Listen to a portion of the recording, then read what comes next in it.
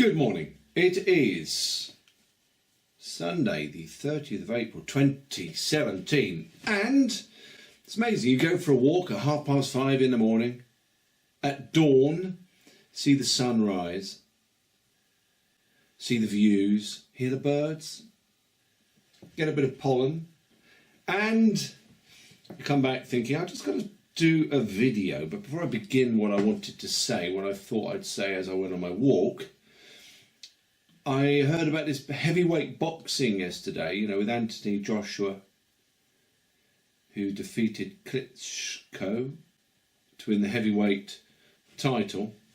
And he said, they were interviewing him at the end, he said, I'm not perfect, but I have a go. And if you don't have a go, you're going to fail, or words to that effect. I don't know if he said have a go, but And I thought that's a very, very, very good sentiment for everybody at the moment in this world. And especially you people who are listening with regards to the common law and so on, and to what you can do. You think you'll fail, but you've got to have a go, haven't you? Otherwise you do fail. The same with me. I just do these videos. I feel like I've got to do it. I don't feel as though I'm perfect, but I feel as though it's got to be done. And so I do it. And of course I get a lot of criticism. I think he was probably referring to the criticism he gets. Criticism's very good because of course it shapes you, ultimately. But it can put a lot of people off, can't it? The words of others can put people off. For others, of course, for many people, it encourages them and it strengthens them. That's how I like it to. That's what I think happens with me. Although I am one of my worst critics, but nevertheless, have a go. Otherwise, you fail. That's true, isn't it? And I talk these videos, and if you don't like what I'm saying, and if you don't believe what I say, or you're not interested in what I'm saying, then don't watch them. Don't listen to them. Don't watch them. You don't have to watch them. You don't have to click play, do you? You don't have to do that sort of thing. Now, the Bible. As I was going on my walk, I thought about the Bible. And I thought what I'd do is bring together my thoughts on it. You can see them in the book, God Makes His Move, that I've written as well. That's freely downloadable if you want to download it, but you can also buy a hard copy if you want to.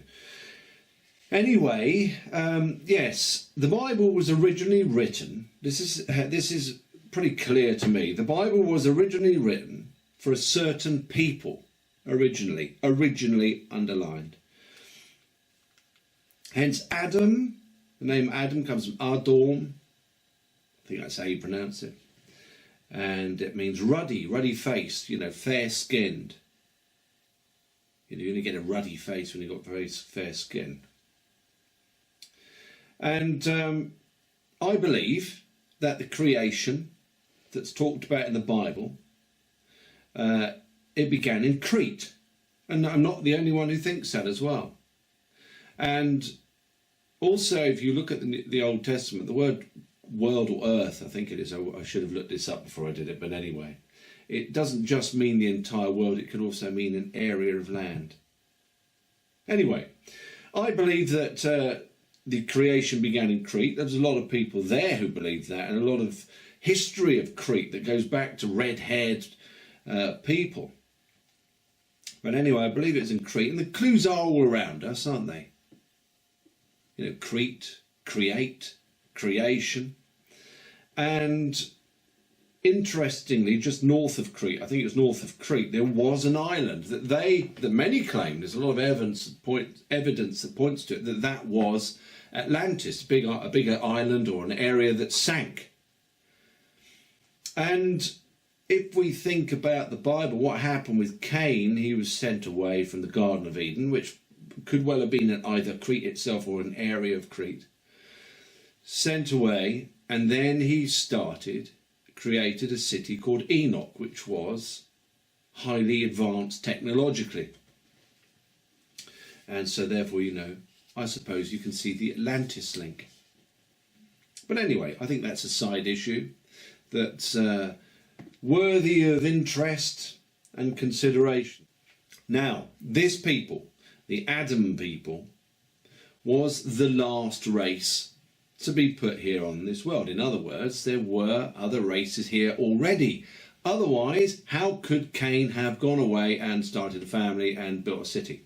That's just one question, but there's other evidence, and I'm not going to that right now. Now, this people was the last race, the last step in the creation of man. They were key to unifying the entire world according to God, so that all would eventually enter the new heaven and new earth that happens at the end, at the ultimate point of the creation. Now, this last people were Israelites. They were light-eyed, fair or auburn-haired, blonde-haired, and although there was a mix that was introduced through Joseph, who married the Pharaoh's daughter. Okay, it is no surprise that the oldest remains of such a race, you know, the light-eyed, fair-haired people, goes back only about 5,000–6,000 years. Can't find any original ones. I think that was found around the Caucasus somewhere. I don't know. It's somewhere in Central Europe. Whereas the oldest remains of Chinese and Africans and so on goes back hundreds of thousands of years. Okay? Now, when Israel was divided, the kingdom of Judah remained where it was, while Israel, or Ephraim, which means the fruitful ones, went to Central Europe in captivity. So the kingdom was split up anyway, wasn't it? And then Israel is split up into Israel and Judah, and Israel was taken away and put in captivity. Now, when they were freed, these people went west. You know, these captivated, these caught, trapped, imprisoned Israelites, they went west. And of course they were Saxons, Isaac's sons, they were Britons, covenant people. They're all types, all those types. They went west, generally speaking. They spread out as well, but they went west. And they ended up, or at least all of them together, in various bits and pieces, ended up in the British Isles. Hence Britain is made up of Celts, Danes, you know, Vikings and all sorts, Norsemen and so on. Britons, Saxons. Ended up in the British Isles. And from the British Isles, the world was brought together. Okay, and it's been obviously a bit of an effort and a struggle, and lots of horrible things have happened, but that's what happened. Obviously the world has to be ultimately unified according to God through Christ. But anyway, unified through that belief and through that recognition and through that connection. So from the British Isles, the world was brought together, and the teaching of Christ then became global. It never set, the sun never set on the teachings of Christ. Hence, again, Ephraim, you know, the fruitful ones, the ones who had many kings. Right. And one of the fruits, of course, was the common law, which obviously, as we know, ensures your freedom. Now, originally, these Israelites could speak directly to God through prayer and offerings. We all know that. We only have to look at the Old Testament. But covenants were broken. That is, the divide set in, that is, separation from God. God's people could no longer talk directly to God, because of course they were so sullied, how could they stand before him? And so Christ was sent. Christ bridges the gap. Hence, you can only communicate to the true God through the only mediator, Jesus Christ. Because nobody can stand before God and speak, obviously, because the race is so fallen. The world is so fallen. The gap is too large. So we have the mediator, we have the Son of God. That's just one reason why we had him. One way of looking at it. But it's true. Anyway, Christ also bridged the gap between the races. Okay, because that's when the unification began. Christ bridged the gap. He started to bridge the gap between the different races. Of course, all this continued through the Acts of the Apostles, etc., in the later part of the New Testament. Christ also bridged the gap between the races so that from his time it was through faith and not race that men and women, or man and woman, became God's people. Men and women became God's people. Through faith, as we know, for example, with the Canaanite woman, as we know, neither Greek nor Jew, etc., which Paul was talking about. And it is through those who recognise the true Christ that we shall, well, it's those who recognise the true Christ that will be part of the kingdom of God, which is the 490-year aeon, or period of time, which precedes Christ's return for the millennium. And it begins with the Epiphany, and it's fairly wonderful. It obviously hasn't happened yet. I personally don't think it's too far off, ladies and gentlemen. Okay, so it is, let me just repeat that. It is through those who recognise the true Christ that will be part, well, it's those who recognise the true Christ.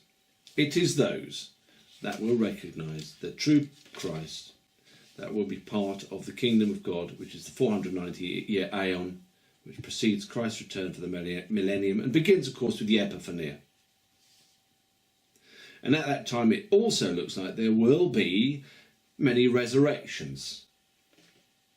Resurrections of the original Israelites, the very original ones. Yes, now anybody can be the seed of Abraham through faith in the true Christ. Originally, it's just the Israelites were directly linked with God, weren't they? Okay, those who do not recognise the true Christ will not be part of the kingdom of God. They will not have life in the aeon. That is, they will not be transformed to have incorruptible minds and incorruptible bodies that have set aside death. You know, that's what's going to happen to those who are part of the kingdom of God. They're going to have incorruptible minds, incorruptible bodies. It's part of the process that's happening, is the ending of death. The process of that began with Christ's resurrection.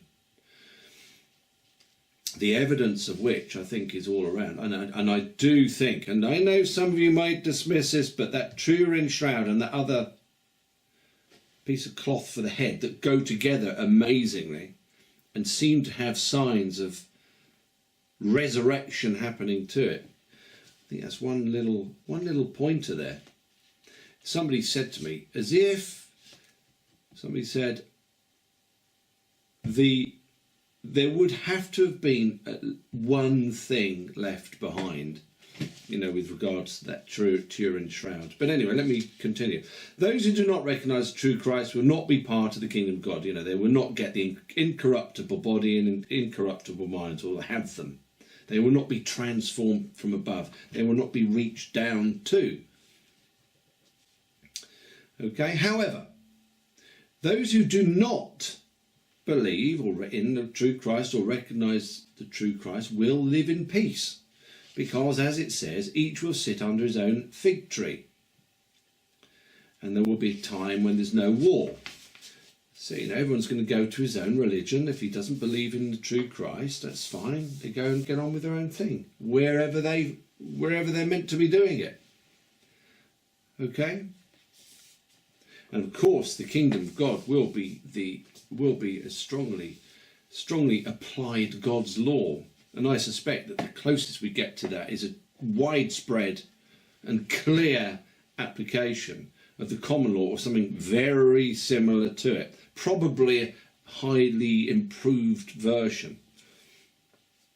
But anyway, so those who are meant to see and hear will see and hear. It's not a matter of coercion. And those who see and hear will be of the ecclesia, which is basically the out-called ones. This word ecclesia has been misinterpreted to be church, as if going to the church makes you out-called or part of the ecclesia. Of course, this cannot be. It is God through Christ who makes the choice of who his people in the kingdom of God will be. You don't choose yourself by popping along to the church on Sundays. Okay? So, I just wanted to explain that. Bring it all together. Show you how I see the story unravel. And how it's all linked up. Who these true Israelites are. Who they are now. How it all came about. So there you go, ladies and gentlemen. That's just something else. On my walk, I felt I'm going to go and see that. I'm going to go and bring it all together. You know, I've skirted around it for quite some time, haven't I? These various things. But I thought, why not bring it all together? As I said, on my walk. Now, here's something else. One little bit of news. One little announcement. The proposed date for the event I'm going to give is Saturday the 20th of May. It's going to be in Sherborne in Dorset, North Dorset. At least it's planned to be. But details, watch out for details. I'll be talking about this as soon as everything's tidied up. And that'll be after this bank holiday. So the details will be coming out shortly. Proposed date is the 20th of May. And payment for the event will be made ideally through the post. That is, I'm not doing it through electronic, I'm not doing it through electronic payments. I'm doing it through the post. There you go. At least that's all the plan, but the plans will unravel. The world is an interesting place and it's at a very interesting junction right now. Over the next few years, I think we're going to see an enormous shift. So there you are, ladies and gentlemen. Thank you very much for watching, and I shall speak to you soon.